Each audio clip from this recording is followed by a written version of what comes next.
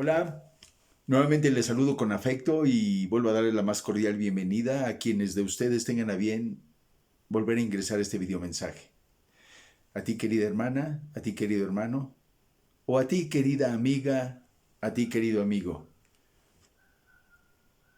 Y es mi propósito, como en videomensajes anteriores, con la ayuda del Señor, lo cual he suplicado nuevamente en esta ocasión, que sea nuevamente un medio para reflexionar acerca de la trascendencia de conocer a Cristo y por medio de él conocer a Dios, conocerlo como el Padre Celestial, para evitar la inseguridad de a dónde iremos después de la muerte, la inseguridad de cuál será nuestro destino eterno. Solamente en Cristo, poniendo en él nuestra fe y nuestra esperanza, podemos tener certidumbre de a dónde iremos después de la muerte, a ese lugar de eterno gozo, de eterna paz, al lado de Dios y de Cristo mismo. Qué importante, querida hermana, querido hermano, el buscar sigilosamente cada día cuidar nuestro testimonio. A partir de que venimos a Cristo, hemos sido dotados con una nueva vida en Cristo Jesús, que comienza a ser desde ese momento gobernada por el Espíritu Santo. Y es el Espíritu Santo gobernando nuestra vida, todo nuestro ser, espíritu, alma y el cuerpo mismo, el medio para que nosotros pensemos de manera distinta en cuanto al bien, hablemos de manera distinta en cuanto al bien y actuemos, por tanto, de igual manera, de manera distinta, haciendo el bien. Hoy he titulado a este videomensaje Mi legado espiritual en Cristo. Y comenzaré por decirles que, favorecidos por la gracia y el poder del Altísimo, los creyentes hemos sido convencidos de nuestra maldad, una maldad intrínseca a todo ser humano. Es decir, que dicha maldad en el hombre es sustancia misma de su naturaleza caída. Por tanto, podemos ver que el hombre nace, vive y muere con una natural tendencia hacia el mal durante toda su vida en esta tierra. Tendencia al mal, tendencia al pecado que solo puede ser evitada, controlada por medio del poder del Espíritu Santo a todo aquel que viene a Cristo y nace de nuevo y es gobernado a partir de ese momento por el Espíritu Santo de Dios.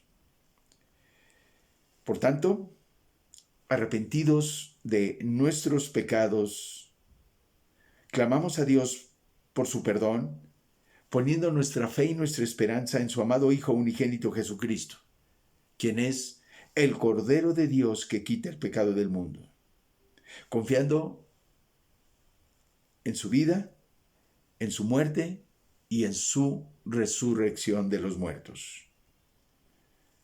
Dios demandó para el perdón de los pecados de todo pecador arrepentido el derramamiento de sangre, pero de sangre muy especial, de una víctima justa, pura, santa, inocente. Características que solo pudo reunir su Hijo amado Jesucristo. Dicho de otra manera, Dios tomó la forma humana en la persona de Jesucristo y vino a dar su vida para el rescate de su obra maestra, que somos los seres humanos. He ahí el amor excelso de Dios. Y por tanto, como Dios es infinitamente justo, infinitamente santo, infinitamente puro, inmaculado, Él aborrece con todo su ser al pecado. No así al pecador arrepentido, del cual tiene clemencia y misericordia y le ama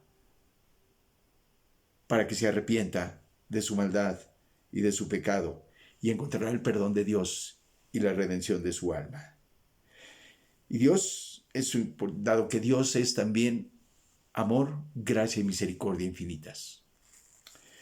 Dios, por su misericordia infinita, perdona al pecador arrepentido sus pecados, redime su alma de la esclavitud del pecado y de la condenación a la que está expuesto. Y por tanto, el Señor, mediante este proceso espiritual divino, transformará al creyente, pasándolo de ser una simple criatura de Dios, lo pasa a ser un hijo de Dios, dándole un nuevo nacimiento, como comentaba anteriormente, es decir, haciéndolo nuevo. Este nuevo nacimiento, que significa poseer una nueva naturaleza espiritual, es decir, justificado ante Dios por los méritos de Cristo en quien el creyente ha depositado su fe y su esperanza, y también ha quedado limpio de su maldad por el perdón divino. E iniciando en él, Dios mismo, en ese nuevo creyente, ese nuevo cristiano, un nuevo proceso en su nueva vida, que es de santificación y perfeccionamiento mediante la obra, el poder y la dirección del Espíritu Santo en su vida. Mediante esta nueva naturaleza espiritual concedida por Dios al creyente, Dios le lleva a formar parte de un linaje escogido, de un sacerdocio real, de una nación santa, de un pueblo adquirido por Dios. Y esto con el propósito de anunciar como escogido de Dios que es, las virtudes de aquel que lo llamó de las tinieblas a su luz admirable. Y este es solamente Dios mismo quien hace esto. Por tanto, lo que el creyente piensa, habla y hace en su nueva naturaleza mediante la guía del Espíritu Santo de Dios que viene a ser morada en él a partir de ese momento, su nueva vida en Cristo será, por tanto, su legado espiritual en Cristo, a quienes le sobrevivan en este mundo, a nivel general, y en lo particular, sus seres más íntimos y queridos, su familia, demás seres familiares y parientes, amigos, conocidos, etc. Su círculo de conocimiento, pero en general a quienes le sobrevivan. Eso será su legado espiritual en Cristo, que estará fundamentado en el amor y en el servicio a los demás, como resultado de amar, obedecer y servir a Dios. La palabra de Dios a este respecto, refiriéndose a sus escogidos en Cristo, afirma lo siguiente: mas vosotros sois linaje escogido, real sacerdocio, nación santa, pueblo adquirido por Dios, para que anunciéis las virtudes de aquel que os llamó de las tinieblas a su luz admirable. Primera epístola de Pedro, capítulo 2, versículo 9. Por tanto, la manifestación más sublime de las virtudes de Dios son el amor que ha renacido en el creyente, el amor a Dios y el amor al prójimo, y su servicio también, por tanto, a Dios y su servicio a su prójimo, a sus semejantes.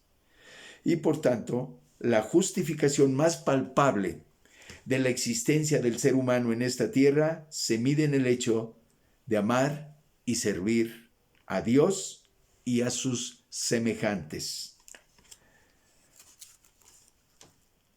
Hubo un sabio filósofo y poeta de origen bengalí llamado Rabindranath Tagore. Él, hablando de legados, dejó legados a través de grandes pensamientos, precisamente que tenían que ver con la manera de vivir en armonía y en amor, y sobre todo en servicio los unos a los otros. Y tomo uno de esos grandes pensamientos de este filósofo, poeta y sabio hindú, el cual nació en Calcuta, en la India, en el año de 1861. Y este pensamiento que selecciono hoy, porque viene a tono con el tema que estoy tratando, dice así: dormía y soñaba que la vida no es más que alegría. Me desperté y vi que la vida no era más que servicio. y el servir me daba alegría. Rabindranath Tagore es el creador de este pensamiento. Y podemos decir que este pensamiento encierra verdad. Pero existe alguien infinitamente más sabio que Tagore. Él es el Hijo de Dios y Dios mismo. Y nos dejó un gran legado a seguir a través de sus mandamientos, sus estatutos, sus decretos y sus ordenanzas, para que cuando las obedezcamos, seamos trascendentes en el servir antes que ser servidos y transitar de esa manera la vida eterna. Quien nos dejó este legado, estoy hablando obviamente del Hijo de Dios, Jesucristo, quien cumplió fiel y cabalmente lo que nos pide. Y Él nos dice en su palabra, palabras mismas del Señor Jesucristo, porque el Hijo del Hombre no vino para ser servido, sino para servir y para dar su vida en rescate por muchos. Evangelio según San Marcos, capítulo 10, versículo 45. En conclusión, podemos decir que la calidad del amor y el servicio que brindemos a nuestro prójimo mostrará la calidad de nuestro testimonio de amor y obediencia y servicio a Dios, y por consiguiente la calidad de nuestro legado espiritual en Cristo. A quienes nos sobrevivan cuando lleguemos al final de nuestros días en este mundo y partamos hacia la presencia de nuestro Padre Celestial. Existen solo 3 canales que nos conducen a conocer, a amar y a obedecer a Dios, para construir un buen legado espiritual en Cristo e invertir de esa manera para la vida eterna. Estos 3 canales son, en primer lugar, número 1, encontrar el camino perfecto. Número 2, encontrar la verdad que ilumina el camino perfecto. Y número 3, encontrar la vida eterna, que es el destino de este camino perfecto al cual nos conduce Él mismo. Estos 3 canales perfectos solamente los posee Jesucristo. Él es el camino, la verdad y la vida. Hablando él con uno de sus discípulos, Felipe, cuando le preguntó acerca de por qué no les mostraba al Padre a él y a sus discípulos que estaban en ese momento con el Señor Jesucristo le dijo lo siguiente: yo soy el camino y la verdad y la vida. Nadie viene al Padre sino por mí. Juan, capítulo 14, versículo 6. Hasta aquí mi reflexión el día de hoy. Que Dios bendiga grandemente sus vidas y logren, en la búsqueda de Dios, conocer la verdad que les hace libres para salvación y vida eterna al obedecerla. Chao.